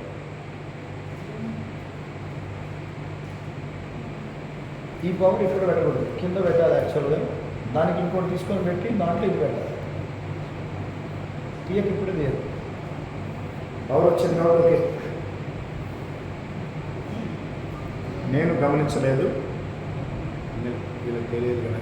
Okay, let us continue. ఒకవేళ మళ్ళీ కరెంట్ పోతే కానీ చెప్తాను, చూద్దాం. మనకు ఇన్వర్టర్ ఉంది, పవర్ సప్లై కంటిన్యూస్ ఉంటుంది. అయితే ఇక్కడ 16వ వచనంలో లేదా 2 పేతురు 1:19లో వేకువ చుక్క మరియు ఇంతకంటే స్థిరమైన ప్రవచన వాక్యం మనకున్నది. తెల్లవారి వేకువ చుక్క మీ హృదయములలో ఉదయించు వరకు ఆ వాక్యము చీకటి గల చోటున వెలుగించు దీపమైనట్టున్నది. ఆ వాక్యమే వెలుగు. ఆ వెలుగు మీ లోపలికి రావాలి. మీ లోపలికి ఆ వెలుగు రావాలి. ఆ వాక్యం అనే వెలుగు మీ లోపలికి రావాలి. మీలో ఉన్న చీకటి, సాతాను కానీ, రోగము కానీ, వ్యాధి కానీ, మరణము కానీ ఏదైనా సరే అది బయటికి వెళ్ళిపోతుంది. వెలుగు రాగానే చీకటి పారిపోతుంది. ఆమేన్. ఆ వాక్యమే వెలుగు. వాక్యమే వెలుగు. 105వ కీర్తన, 119వ కీర్తన 105వ వచనం. నీ వాక్యము నా పాదములకు దీపము, నా త్రోవలకు వెలుగునై ఉన్నది. సో వాక్యమే వెలుగై ఉన్నది. ఓకే, ఇక్కడ ప్రభువైన యేసుక్రీస్తు అంటున్నాడు, నేను దావీదు వేరు చిగురును. అంటే దావీదు కంటే ముందున్నవాడను, దావీదు తర్వాత ఉండబోయేవాడు నేనే. అలాగే వేకువ చుక్క అంటే వాక్యమై ఉన్నాను. క్రీస్తు వాక్యమై ఉన్నాడు. నీ వాక్యమే సత్యము కదా. ఆయన వాక్యమై ఉన్నాడు. ఆ వాక్యమే శరీరధారి అయి మన మధ్యకు వచ్చింది. యోహాను 1:14, మొదటి తిమోతి 3:16 దేవుడే శరీరధారి అయి మన మధ్యకు వచ్చి ఈ లోకంలో 33.5 సంవత్సరాలు మానవుడిగా జీవించాడు. ఆమేన్. కాబట్టి ఇక్కడ వాక్యం అనగా యేసుక్రీస్తే. మనము బైబిల్ చదువుతున్నామంటే దేవుని చదువుతున్నామని అర్థం. బైబిల్ ఏం చెప్తుందంటే దేవుని మనసు ఏముందో అది చెప్తుంది. మీరు దేవుని మనసు ఎప్పుడైనా చదివారా? దేవుని మనసు ఎప్పుడైనా చదివారా? చదవలేదా? దేవుని మనసు చదివారా మీరందరూ? ఎక్కడ ఉంటుంది? బైబిల్లో ఉంటుంది. అమ్మా దేవుని మనసు మేము ఇప్పుడు చదివిన అబ్బా అనుకుంటున్నారు మీరు. మీరు ఎప్పుడు చదివేది దేవుని మనసే. ఆమేన్. మీరు చదివేదే దేవుని మైండ్, గాడ్స్ మైండ్. దేవుని మనస్సు చదివితే అసలు దేవుడు ఏమై ఉన్నాడో తెలుస్తుంది. రూట్ అండ్ ఆఫ్ స్ప్రింగ్ అంటే ఒక చెట్టు గురించి చెప్తున్నాడు. దావీదు వేరు చిగురు అన్నాడంటే ఒక చెట్టు అనుకుందాం కదా. చెట్టుకి వేరు ఉంటుంది, చిగురు కూడా ఉంటుంది. ఏముంటుంది? వేరు ఉంటుంది, మౌనం కూడా ఉంటుంది కదా. దావీదుకి ఏముంటుంది చెప్పండి? వేరు, చిగురు రెండు ఉన్నాయి. అంటే ఒక చెట్టు. ఆ చెట్టు ఎక్కడుంటే బాగా ఫలిస్తుంది చెప్పండి? ఒక రాయి మీద ఆ చెట్టు నాటితే బాగా ఫలిస్తుంది, లేదా బాగా గడ్డ మీద నాటితే చక్కగా ఫలిస్తుంది. లేదా నీటి కాలువలో వరం నాటితే మామూలుగా ఫలిస్తుంది కదా? కాదు కదా? మొదటి కీర్తన మొదటి వచనంలో ఏమన్నాడు? కీర్తనలో 1:1,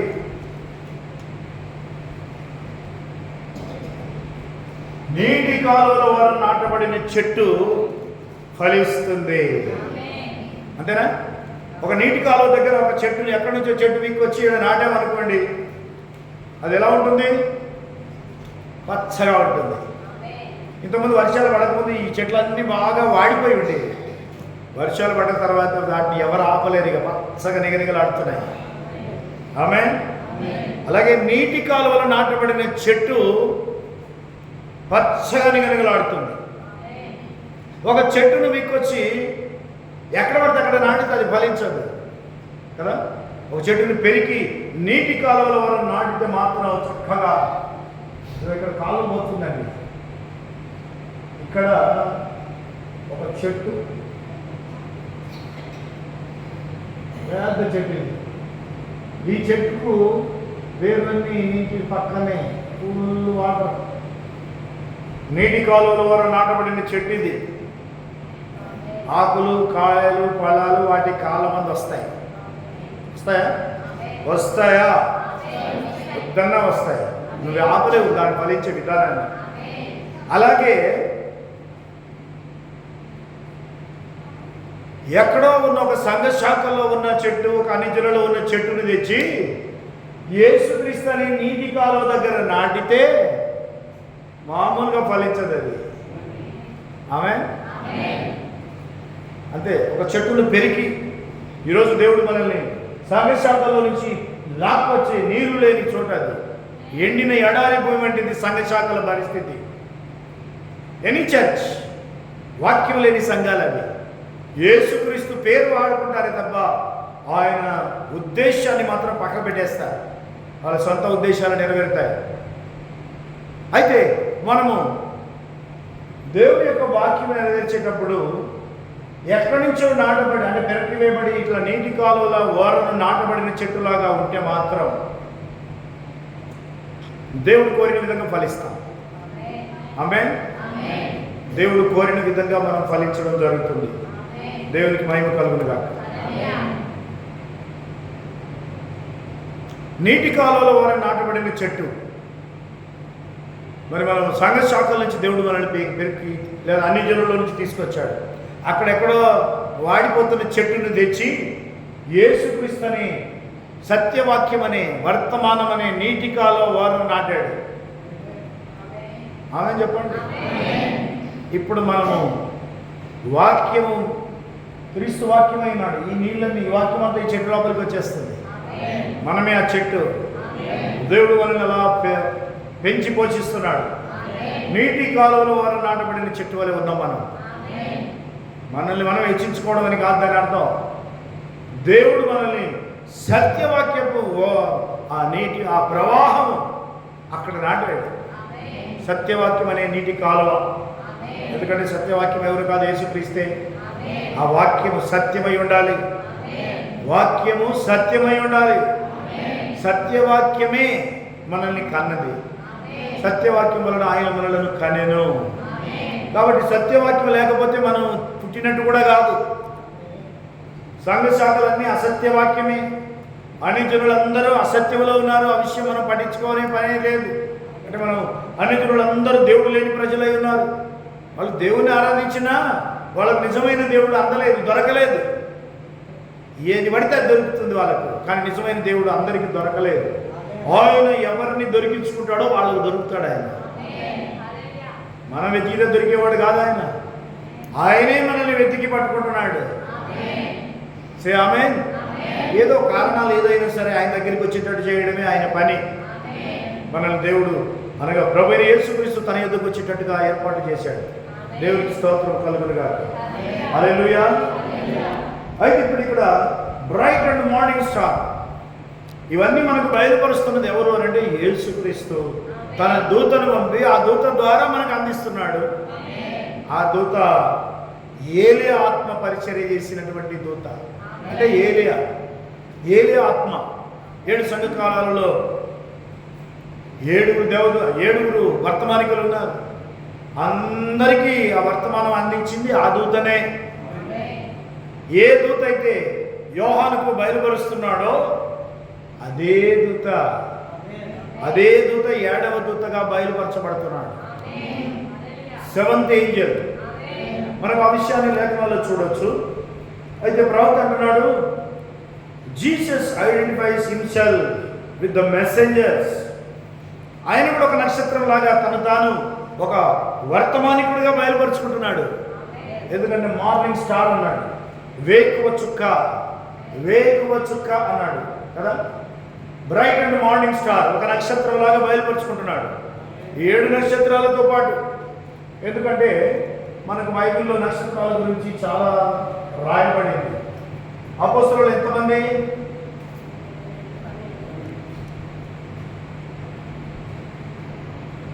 అపోస్తలులు 12. ఈ 12 మంది ఎవరు? నక్షత్రాలు. ఇక సంఘకాల దూతలు, వాళ్ళొక 7. వీళ్ళెవరు? 7 స్టార్స్, 12 స్టార్స్, 7 స్టార్స్. మరి యేసుక్రీస్తు కూడా ఒక నక్షత్రమే. ప్రభువు యేసుక్రీస్తు కూడా ఒక నక్షత్రమే. బ్రైట్ అండ్ మార్నింగ్ స్టార్ అట ఆయన. ప్రకాశమానమైన వేకువ చుక్క ఆయన. లోకానికి చీకటంతా పారద్రోలగలిగిన వేకువ చుక్క. అలాగే నీతి సూర్యుడు కూడా ఆయనే. నీతి సూర్యుడు కూడా వేకువ చుక్క అంటే అర్థం ఏంటంటే కొంచెం వెలుగే వస్తుంది, సూర్యుడు అంత వెలుగు ఇవ్వదు కదా. 7 సంఘకాలాలకు 7 నక్షత్రాలు. నక్షత్రాల వెలుగు ఎంతైనా అది తక్కువే సూర్యునితో పోలిస్తే. సూర్యుని వెలుగే ఎక్కువ. అయినా సరే ఆయన నక్షత్రం లాగా బయలుపరుచుకుంటున్నాడు. నేను కూడా ఒక నక్షత్రాన్ని అంటున్నాడు. అంటే ఆయన వెలుగై ఉన్నాడు. యోహాను 8:12, నేను లోకమునకు వెలుగై ఉన్నాను. I'm the light of the world. యోహాను సువార్త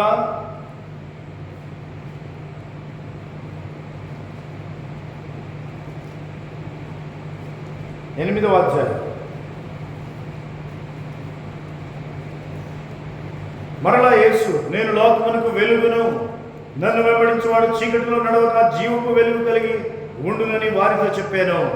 నేను లోకమునకు వెలుగై ఉన్నాను. I'm the light of the world. ప్రపంచంలో నేను లోకానికి వెలుగు అని చెప్పిన వాళ్ళు ఎవ్వరూ లేరు ఇప్పటి వరకు. ఏ మతాల్లో చూసినా సరే ఐఎమ్ ద లైట్ అని ఎవరూ చెప్పలేదు, ఒక ప్రభువు యేసుక్రీస్తు తప్ప. ఆయన వెలుగు కాబట్టి అలా చెప్పగలిగాడు. ఆమేన్. కాబట్టి ఆయన వెలుగై ఉన్నాడు. అంతేకాదు, మరి Jesus identifies himself with the messengers of each age.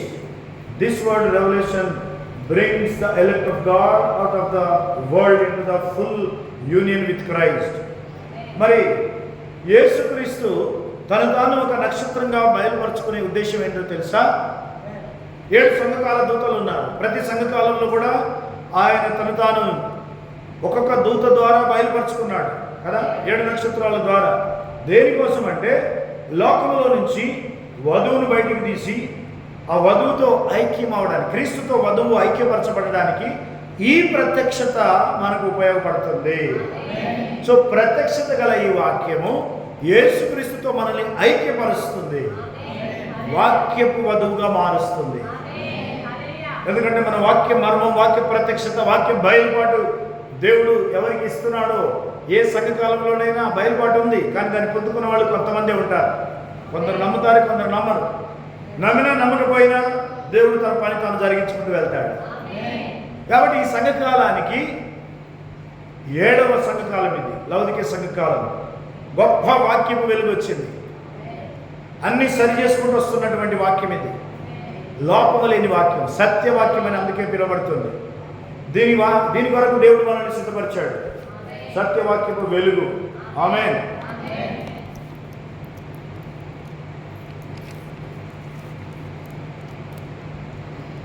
మరి ఇక్కడ ప్రభువైన యేసుక్రీస్తు ఇంకా అనేక విధాలుగా ఈ అధ్యాయంలో తాను బయలుపరుచుకున్నాడు. ఆ విషయాలు ప్రకటన 22వ అధ్యాయం 13వ వచనం.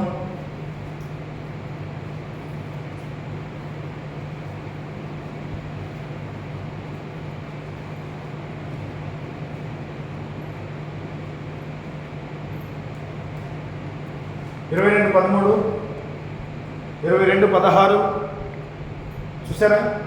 22వ అధ్యాయం 13వ వచనం, 16వ వచనం, అలాగే 22:6 వచనం ఏముందో చూడండి. 22:6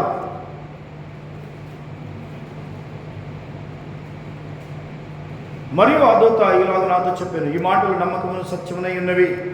ప్రవక్తల ఆత్మలకు దేవుడగు ప్రభువు. యేసుక్రీస్తు ఎవరట? ప్రవక్తల ఆత్మలకు దేవుడగు ప్రభువు త్వరలో సంభవించవలసిన వాటిని తన దాసులకు చూపుటకై తన దూతను పంపాను. చూసారా? దేవుడగు ప్రభువు, God and lord cent his Angel. యేసుక్రీస్తు సమస్త ప్రవక్తలకు దేవుడకు ప్రభు అయి ఉన్నాడు. ఆమేన్. అంటే ప్రవక్తలు ఎక్కడ ఉన్నారు? పాత నిబంధనలు ఎక్కువ ప్రవక్తలు ఉన్నారు. అంటే పాత నిబంధన ప్రవక్తలకు దేవుడు అయి ఉన్నాడు ఆయన. ఎవరు? యేసుక్రీస్తు. సే ఆమేన్. ఇంకా 22:13 ఏమంటున్నాడు? 22:13 ఆల్ఫాయు ఒమేగాయు నేనే ఆల్ఫాయు ఒమేగాయు, మొదటి వాడను కడపడి వాడను, ఆదియు అంతమునై ఉన్నాను. ఆమేన్. ఎవరట ఆయన? Alpha and omega. Alpha and omega, మొదటివాడు కడపడివాడు. మొదటివాడు ఎవరు? దేవుడే. కడపడి వారెవరు? దేవుడే. ఆదియు అంతమునై ఉన్నవాడు యేసుక్రీస్తే. చూసారా? దావీదు కంటే ముందున్నాను అన్నాడు. మీకు కొంచెం ముందుకు వస్తే అసలు దావీదు కాదు, దావీదు తాత కంటే ముందున్నాను అంటున్నాడు. అందరికంటే ముందున్నవాడు నేనే. ఆమేన్. ప్రభువైన యేసుక్రీస్తు ప్రపంచవ్యాప్తంగా ఉన్నాడు. చూసారా? అన్ని దేశాల్లో, అన్ని స్థలాల్లో ఇన్ని లక్షలు, ఇన్ని కోట్ల మంది ప్రార్థనలు ఒకేసారి వింటున్న దేవుడు ఆయన. ఆమేన్. అందరి ప్రార్థన, ఇంతమంది ప్రార్థన చేస్తే అందరి ఒకేసారి వినాలంటే వీలవుతుందా? మనకు వీలు కాదు, ఎందుకంటే మనం మనుషులం కాబట్టి. ఆయన దేవుడు కనుక అందరికీ ఒకేసారి జవాబిస్తాడు. పెంతెకోస్తు మన 120 మంది ఎవరు ఏ భాషలో మాట్లాడినా వాళ్ళ సొంత భాషలో వాళ్ళకి అర్థమైపోయింది. ట్రాన్స్లేషన్ ఒకేసారి జరిగింది 120 మందికి. సే ఆమేన్. కాబట్టి మరి ఆయన అన్ని చోట్ల, అన్ని స్థలాల్లో ఉండగలిగిన వాడు. అయితే ఆయన మొదటివాడు కడపడివాడు, first and the last, alpha and omega. మొదటివాడను కడపడివాడను. I'm alpha and omega, the beginning and the end, the first and the last. అన్ని నేనే. చూడండి, యేసుక్రీస్తు ప్రత్యక్షత మొదటి అధ్యాయంలో ఏముంది? నేనే alpha omega and the first and the last, మొదటివాడను కడపడివాడను, జీవించేవాడు. 1:18 చూడండి. రెవల్యూషన్ 1:18 లేదా 1:8, 1:18 నేను మొదటి వాడను కడపడి వాడను జీవించేవాడను, మృతుడనై తిరిగాని ఇదిగో యుగయుగములు సజీవుడనై ఉన్నాను. ఆల్ఫా ఒమేగా నేనే. ఆమేన్. ఫస్ట్ చాప్టర్లో యేసుక్రీస్తు ప్రత్యక్షత, లాస్ట్ చాప్టర్లో కూడా యేసుక్రీస్తు ప్రత్యక్షత. First and the last is Jesus Christ. మొదటి అధ్యాయంలో యేసుక్రీస్తు ప్రత్యక్షత, చివరి అధ్యాయంలో కూడా యేసుక్రీస్తు ప్రత్యక్షత. ఆయన రియల్ గా చూస్తే మొదటివాడు కడపడివాడు ఆయనే. ఆయన ఆదియు అంతమునై ఉన్నవాడు. ఆయన మొదటివాడు కడపడివాడు. ఈ సృష్టికి ఆది ఆయనే, అంతము ఆయనే, ముగింపు ఆయనే. ముగించేవాడు ఆయనే. ప్రారంభించిన వాడే ముగిస్తాడు. మనల్ని పుట్టించిన వాడు ఆయనే. ఎందుకంటే ఈ సృష్టిలో మనం కూడా ఉన్నాం కాబట్టి. సృష్టికర్త సృష్టిలో ఒక భాగమయ్యాడు, మానవుడిగా వచ్చాడు. కానీ ఆయన ఈ సృష్టికి దేవుడై ఉన్నాడు. ఆదియు అంతము, first and the last, beginning and ending. So this is all about the revolution of Jesus Christ. ఇదంతా యేసుక్రీస్తు ప్రత్యక్షత తెలియజేస్తుంది. నిజంగా సమస్తము ఆయనే అయినప్పుడు ఆయనను కలిగి ఉన్న ప్రజలు ఎంత ధన్యులు. ఆమేన్ చెప్పండి. నిజంగా యేసుక్రీస్తు తమకు దేవుడిగా గల జనులు ధన్యులు. ఆ ధన్యత ఈరోజు ఆయన తెలుసుకున్న వారికే దక్కింది, మిగిలిన వారికి దక్కదు. అది అసంభవం. ఇది ఆల్ఫా ఒమేగా నేనే అన్నాడు. ఇక 22:16 ఏమంటున్నాడు?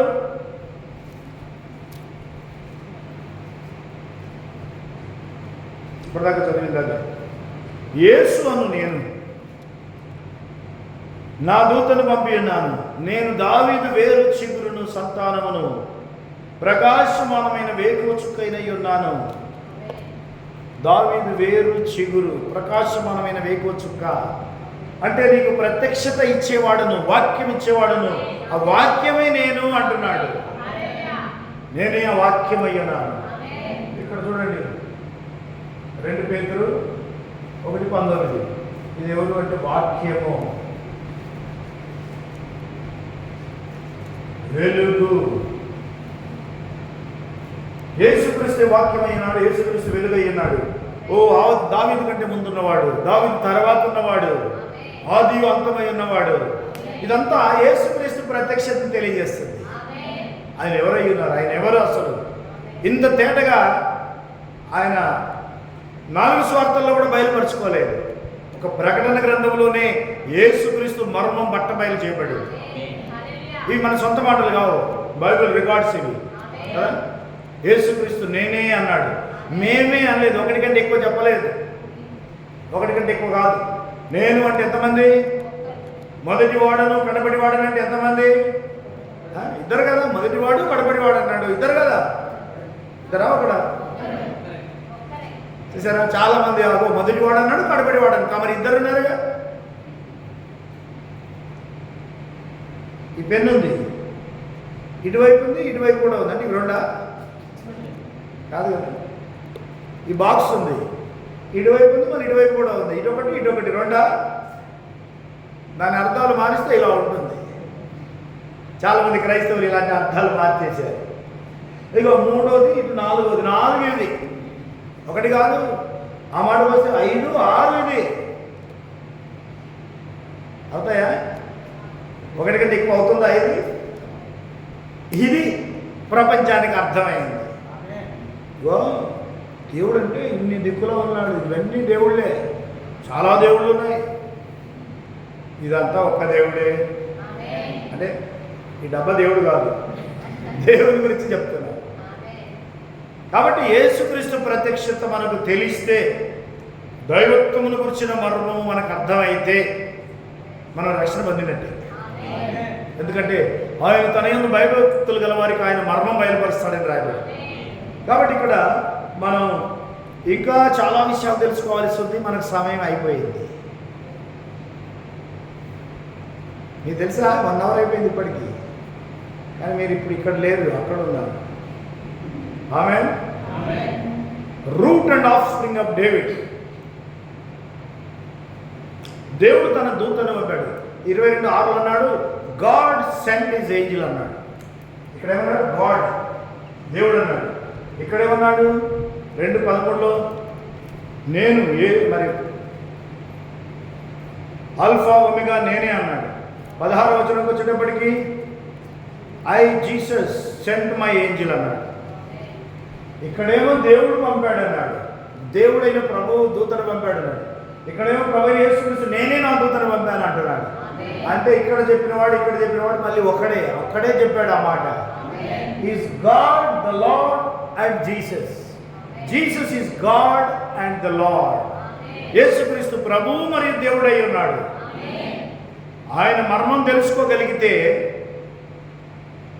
సాతాను టప్పున పడిపోతాడు. తెలుసా మీకు? అపవాది మిమ్మల్ని విడిచి పారిపోవాలంటే మీరు యేసుక్రీస్తును పూర్తిగా తెలుసుకున్న వారై ఉండవాలని. కొలస్సీ 2:13, కొలస్సీ 2:2 దేవుని మర్మమై ఉన్న క్రీస్తును మీరు స్పష్టంగా తెలుసుకున్న వారై ఉండవాలేను. సే హల్లెలూయా. దేవునికి మహిమ కలుగును గాక. అంతేకాదు 22:6 అంటున్నాడు, he is God of profits. ప్రవక్తల దేవుడు అన్నాడు. God of all the profits. మరి ప్రవక్తల దేవుడు ఆయన. 22:10 వచనంలో అన్నాడు కదా. 22:10లో గాడ్ ఆఫ్ ప్రాఫిట్స్, ప్రవక్తల దేవుడు ఆయన. చూసారా? అంటే పాత నిబంధనలో ఉన్న దేవుడే కొత్త నిబంధనలో ఉన్నాడు. చూసారా? యేసుక్రీస్తు నిన్న నేడు నిరంతరం. హెబ్రీ 13:8 యేసుక్రీస్తు నిన్న నేడు నిరంతరము ఒకే రీతిగా ఉన్నాడు. ఆమేన్. దేవునికి మహిమ కలుగును గాక. ఆయన దావీదుకు వేరు చిగురు అంటే ఆది అంతం. దావీదు కంటే ముందున్నవాడు, అబ్రహాము కంటే ముందున్నవాడు. హల్లెలూయా. మరి ఆయన దగ్గర నాటబడిన చెట్టు ఎలా ఫలిస్తుందో మనకు తెలుసు. మనం ఈరోజు ఒక 16వ వచనం దగ్గరే ఆగిపోయాం. 17వ వచనం ఇంకా అద్భుతంగా ఉంటుంది. ఆమేన్. కాబట్టి దేవునికి స్తోత్రం. మిమ్మల్ని ఆపినందుకు కాదు, నేను 16వ వచనం వరకు ఈరోజు మనం ధ్యానించగలిగాం. దేవునికి స్తోత్రము. 16వ వచనంలో ఉన్నటువంటి అద్భుతమైన ప్రత్యక్షత, దావీదుకు వేరు చిగురు, ఆదియు అంతము, మార్నింగ్ స్టార్, రెవల్యూషన్. స్టార్ అనగానే ప్రత్యక్షత. ఏ దూత అయినా ప్రత్యక్షతను బయలుపరుస్తాడు. Any star. ప్రభువైన యేసుక్రీస్తు తను ఒక నక్షత్రంగా బయలుపరుచుకున్నాడు. అంటే ఏంది? వెలుగును, ప్రత్యక్షతను బయలుపరచుట. ఈ రివీల్స్ ద మిస్టరీ. మర్మమై ఉన్న వాక్యమును బయలుపరిచేవాడు. సో పరలోక రాజ్యముల యొక్క మర్మాలు, భూమి మీద మనిషి జీవితం లేదా భవిష్యత్తు, రాబోయే యుగాల సంబంధమైన ప్రతిదీ కూడా బయలుపరిచేది దేవుడే. సో ఆది అంతం ఆయన యేసుక్రీస్తే. యేసుక్రీస్తు తమకు దేవుడిగా గల జనులు ధన్యులు. ఆమేన్. కాబట్టి మరి ఆయనను మనం కలిగి ఉన్నందుకు, ఆయన రాకడ కొరకు సిద్ధపడుతున్నందుకు, ఇంకా 17వ వచనంలో పెళ్లి కుమార్తె ఆత్మీయ పెళ్లి కుమార్తె రమ్ము అని చెప్పుచున్నారు అని రాయబడింది. సో ఆ సబ్జెక్ట్ చాలా అద్భుతమైన సబ్జెక్ట్. సో వధువు తను తాను సిద్ధపరచుకున్నది, సిద్ధపడి ఉన్నది ఆల్రెడీ. ఎప్పుడు వస్తే అప్పుడు వెళ్ళిపోయేది వధువే. ప్రభు వస్తున్నాడు, వధువు వెళ్ళిపోతుంది. సంఘము లోకము రెండు విడబడతాయి. Only bride is going to be raptured. వధువు మాత్రమే ఎత్తబడుతుంది. ఎత్తబడే దినం వాగ్దానం చేయబడింది. It is promise of God. దేవుని వాగ్దానం. అది తప్పిపోదు. అది ఎట్టి పరిస్థితుల్లో అది నెరవేరకుండా ఉండదు. ఆయన చెప్పాడు, అది నెరవేరుతుంది. ఆయన వస్తున్నాడు, ప్రభు వస్తున్నాడు. మనమందరం సిద్ధపడదాం. దేవునికి మహిమ కలుగును గాక. తలలు వంచుదాం. పరిశుద్ధమైన పరలోక తండ్రి, మీకు వందనాలు, స్తోత్రాలు, కృతజ్ఞతలు చెల్లిస్తున్నాం. ప్రభా, ఈ దినమును మీరు మాతో మాట్లాడిన ప్రతి లేఖనమును బట్టి మీకు ఎంతో వందనాలు. నీ యొక్క ప్రత్యక్షత మాకు బయలుపరిచినందుకు కృతజ్ఞతలు చెల్లిస్తున్నాం. సమస్త మహిమ, ఘనత, ప్రభావం మీకు చెల్లిస్తూ ఈ వాక్యం వినిచున్న బిడ్డలను మీరు ఆశీర్వదించుమని, విన్నవారిని ఆశీర్వదించుమని, వినబోయే వారిని ఆశీర్వదించుమని యేసుక్రీస్తుని నీ నామములో ప్రార్థిస్తున్నాము తండ్రి. Amen. Thank you. God bless you all. దేవుడు మిమ్మల్ని దీవించును గాక. ప్రభువైన యేసుక్రీస్తు కృప మీ అందరికీ తోడైయుండును గాక. నెక్స్ట్ బైబిల్ స్టడీ మీరు ఉండరు, ఎందుకంటే ఇది హైదరాబాద్లో ఉంటుంది. దేవుని చిత్తము, అది కూడా మనం చెప్పలేము. God bless you. Thank you. దేవుని వాక్యము మనకు అందించబడినందుకు దేవునికి వందనాలు. Thank you. God bless you all. దేవుడు మిమ్మల్ని దీవించును గాక. ఆమేన్.